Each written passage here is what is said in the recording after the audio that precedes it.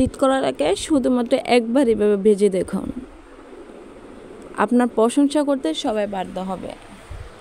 আমার ঘরে কয়েকটা তিত করলা ছিল, এখন এগুলো লাল হয়ে গেছে তো কি করব, ফেলে দেবো নাকি?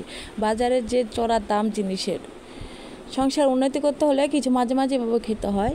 যাই হোক, আমি এখানে পেঁয়াজ, রসুন, কাঁচামরিচ হালকা পরিমাণে তেলের মধ্যে লাল করে নিয়ে ওখানের মধ্যে এখন লবণ পরিমাণ হালকা, জাস্ট হালকা জিরা গুঁড়া আর গরম মশলা দিয়ে তারপর হলুদ দিয়ে দেবো, দিয়ে ভালোভাবে একটু নেড়ে কষা নেব।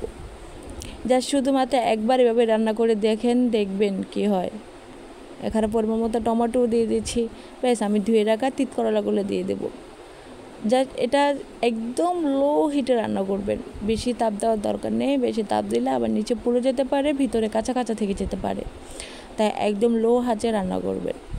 যদি ঘরে স্বামীর সাথে ঝগড়া হয় তাহলে স্বামীকে বকা দিবেন আর লাড়তেই থাকবেন।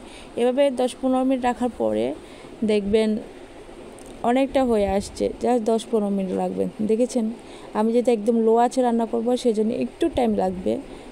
10 মিনিটে রাখার পরে দেখবেন এটা ভাজা ভাজা হয়ে যাবে, কালারটাও কিন্তু অনেক সুন্দর, ঠিক আচারের মতো কালার চলে আসবে। যাই হোক, আমার ভিডিওটা দেখার জন্য সবাইকে অসংখ্য ধন্যবাদ। Tata, bye bye.